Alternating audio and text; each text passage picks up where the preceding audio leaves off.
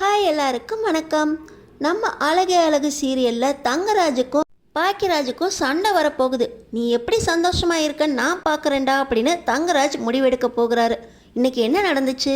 Thangaraj family முன்னாடி கெத்த காட்டுறதுக்காக அழகுமதி உன்னையும் சுரேஷையும் ஹனிமூனுக்கு சுவிட்சர்லாந்து, சிம்லா, குளுமனாலி இங்கெல்லாம் அனுப்பணும்னு நினச்சிக்கிட்டு இருந்தேன். அவன் தான் லீவு கிடைக்கலன்னு சொல்லி இங்கே கொடைக்கானலுக்கு வந்துட்டான் அப்படின்னு சொல்ல ரேவதி வேகமாக தங்கராஜ் கிட்ட போய் இதே தானுங்க நம்ம ஹனிமூனுக்கும் சொன்னீங்க, எங்கேயுமே போலியே அப்படின்னு சொல்ல நம்மளுக்கு எங்கடியும் முடிஞ்சிச்சு அப்படின்னு அப்படியே ஒப்பேத்த ரூம் பாய் வந்து ரூம் ரெடி ஆயிடுச்சு அப்படின்னு ஆட்டத்தை கலைச்சி விட்டுறாரு.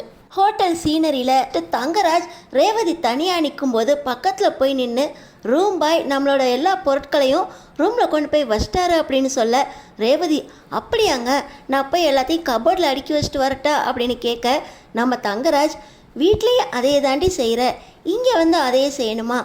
நம்ம வெளியே வந்து ரொம்ப நாள் ஆச்சுல, எங்கே கல்யாணம் முடிஞ்சு ஊட்டிக்கு போனது, அதுக்கப்புறம் எங்கே வெளியே போனோம், நம்ம எங்கேயும் போகலையா அப்படின்னு தங்கராஜ் கேட்க மெரினா பீச்சுக்கு கூட போகலை, எங்கடி குழந்தைங்கள வச்சுட்டு போகிறது அப்படின்னு தங்கராஜ் கேட்க நீங்கள் தானே கல்யாணம் ஆனோடனே குழந்தை வேணும் அப்படின்னு சொல்லி 10 மாதத்துலேயே குழந்தைய பெற்றாச்சு அப்படின்னு ரேவதி சொல்கிறாங்க.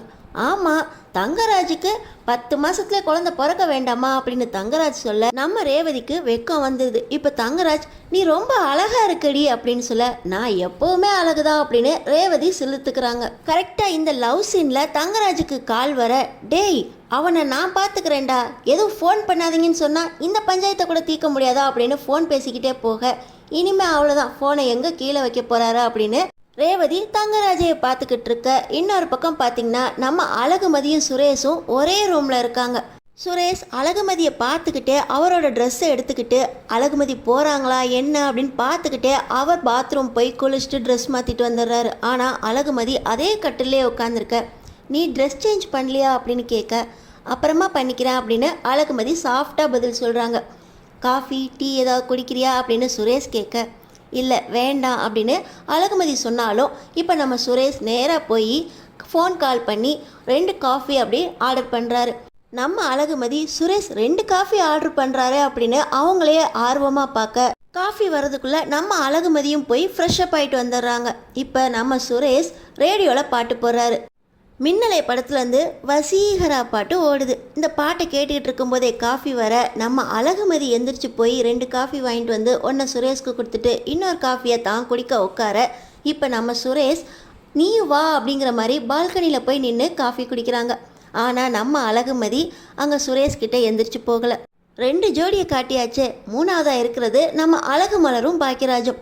நம்ம அழகு மலர் ஸ்விம்மிங் பூல் கிட்ட போய் உட்காந்து அழகாக ரசிச்சுக்கிட்டு இருக்க பாக்கியராஜ் உன்னை ரூமில் தேனே இங்கே வந்து உட்காந்துருக்க அப்படின்னு கேட்க எவ்வளோ வருஷம் ஆச்சு இப்படி தனியாக வந்து, எங்கே விடுவாங்களோ மாட்டாங்களோன்னு நினச்சேன், கிச்சன்லேருந்து விடுதலை கிடைச்சிருக்க அப்படின்னு சொல்ல பாக்கியராஜ் நீ இங்கே குயின் மாதிரி இருக்கலாம், எந்த வேலையும் செய்ய வேண்டாம் அப்படின்னு சொல்லிக்கிட்டு இருக்கும்போதே ராஜலக்ஷ்மி கிட்டேருந்து கால் வந்துடுது. இந்த கோதுமை மாவு எங்கே இருக்கா அப்படின்னு கேட்க ஸ்பீக்கரை போட்டு நம்ம அழகு மலர் அங்கே சிவப்பு கலர் மூடி போட்ட டப்பாவில் இருக்கா அப்படின்னு சொல்ல அந்த வேலைக்காரிக்கு எந்த பொருள் எங்கே இருக்குன்னே தெரியல, மத்தியான சாப்பாடு நல்லாவே இல்லை, அத்தை மத்தியான சாப்பாடு நான் தானே அத்தை செஞ்சு வச்சுட்டு வந்தேன். ஓ அப்படியா, அவளை பஜ்ஜி சோட சொன்னேன் பாரு, சட்டியில் என்ன இருக்கா பஜ்ஜியில் என்ன இருக்கானே தெரியல, மாமாக்கு நெஞ்சு கறிக்க வந்துருச்சு, நீ இல்லாமல் ஒரு வேலையும் செய்ய முடியல மலரு, நான் தானே செஞ்சாகணும் அப்படின்னு ராஜலக்ஷ்மி சொல்ல ராஜலக்ஷ்மி பாப்பா எங்க, பாப்பாவை வெளியே கூட்டிகிட்டு போகுது சொட்டு போட்டு போ, காதையாவது மூடிட்டு போ, எதையும் கண்டுக்காமல் விட்டுறாத அப்படின்னு சொல்லிக்கிட்டு இருக்கும்போதே பாப்பாவை கூப்பிட அப்படின்னு ராஜலக்ஷ்மி சொல்லிடுறாங்க. பாப்பாவா அப்படின்னு மலர் வாயை திறக்க இப்போ பாக்கியராஜ்கிட்ட ஃபோனை கொடுத்து இவங்க நழுவை பார்க்குறாங்க. பாக்கியராஜ் இங்கே தாம்மா மதிய ரூமில் விளையாண்டுக்கிட்டு இருக்கா அப்படின்னு சொல்ல பாக்கியராஜ் மாப்பிள்ளை கூட போயிருக்க, மாப்பிள்ளைய செலவு பண்ண வைக்காத, எல்லா செலவும் நீ தான் செய்யணும், அவர் கூட பக்குவமாக நடந்துக்கோ அப்படின்னு சொல்ல சரிங்கம்மா அப்படின்னு பாக்கியராஜ் சொல்ல அடுத்தடுத்து திரும்ப திரும்ப ராஜலக்ஷ்மி கேள்வியாக கேட்டுக்கிட்டு இருக்க. அம்மா அம்மா கேட்குதா கேட்குதா அப்படின்னு டவர் இல்லைன்னு கட் பண்ணிடுறாங்க.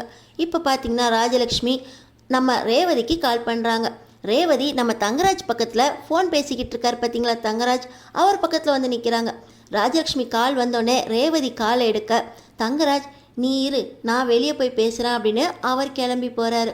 இப்போ நம்ம ரேவதி அம்மா நல்லா இருக்கியா அப்படின்னு கேட்க எங்கடி ஒரு வேலையும் செய்ய முடியல, அவள் மலர் அவள் பாட்டு போயிட்டா அப்படின்னு சொல்ல நான் மலரணி வர்றதுக்கு முன்னாடி நீ தானம்மா எல்லா வேலையும் செஞ்சுக்கிட்டு இருந்த, இப்போ என்னம்மா கஷ்டமாக இருக்குன்னு சொல்கிற அப்படின்னு ரேவதி கேட்குறாங்க. வயசாயிடுச்சுடி அப்படின்னு சொல்ல, பத்திரமா பார்த்துக்கோ அப்படின்னு ரெண்டு பேரும் காலை வைக்கிறாங்க.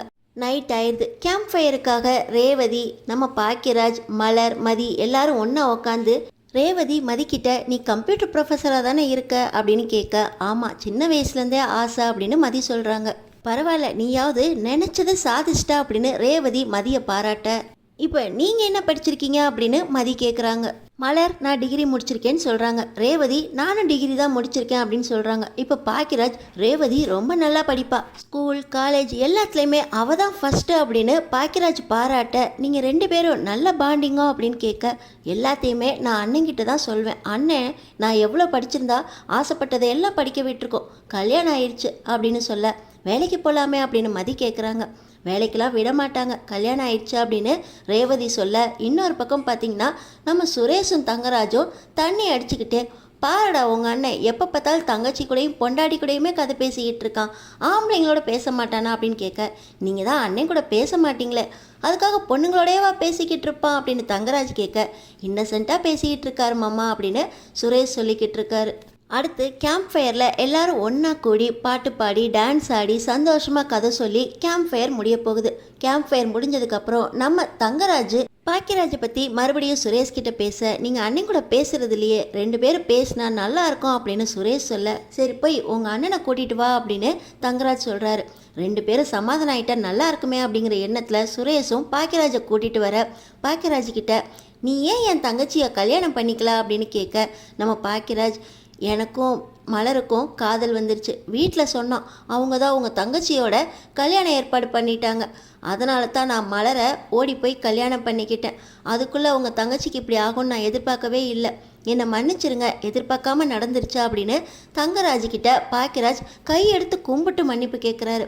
நீ என்ன தான் என் தங்கச்சியை வாழ்க்கையை கெடுத்தாலும் நான் உன் தங்கச்சியை எவ்வளோ நல்லா பார்த்துக்கிறேன்னு தெரியுமா, அவள் எவ்வளோ சந்தோஷமாக இருக்கா தெரியுமா அப்படின்னு தங்கராஜ் ரொம்ப சந்தோஷமாக பாக்கியராஜ்கிட்ட சொல்ல, ரேவதி சந்தோஷமாக இருக்கான்னு யார் சொன்னது, 3 வேளை சாப்பாடு போட்டு ட்ரெஸ் எடுத்து கொடுத்துட்டா அவள் சந்தோஷமாக இருக்கிறதா அர்த்தமா, வாழ்க்கையோட சந்தோஷம் எதில் இருக்குது தெரியுமா, எப்போவுமே அதிகாரம் பண்ணிக்கிட்டு இந்த வேலையை செய் அந்த வேலை செய் அப்படின்னு யாரையுமே கட்டுப்படுத்தக்கூடாது, நீங்கள் என் தங்கச்சி ரேவதியை ரொம்ப கட்டுப்படுத்தி வச்சிருக்கிறீங்க, அவள் கூட மனசு விட்டு பேசுறது இல்லை, அது மட்டும் இருந்தால் கூட பரவாயில்ல, என் தங்கச்சியை கையை நீட்டி அடிக்கிறீங்க, கல்யாண மண்டபத்தில் வச்சு என் தங்கச்சியை நீங்கள் அடிக்க வந்தப்போ எவ்வளோ கோவம் வந்துச்சு தெரியுமா, என் தங்கச்சி அப்போ எவ்வளோ மனசுடைஞ்சு போயிருப்பா தெரியுமா, என் தங்கச்சியை நான் அப்படி வளர்த்தேன், ஆனால் உங்களுக்கு கல்யாணம் பண்ணி கொடுத்ததுக்கப்புறம் என் தங்கச்சி சந்தோஷமாகவே இல்லை அப்படின்னு பாக்கியராஜும் தண்ணி அடிக்க ஆரம்பிச்சிட்றாரு.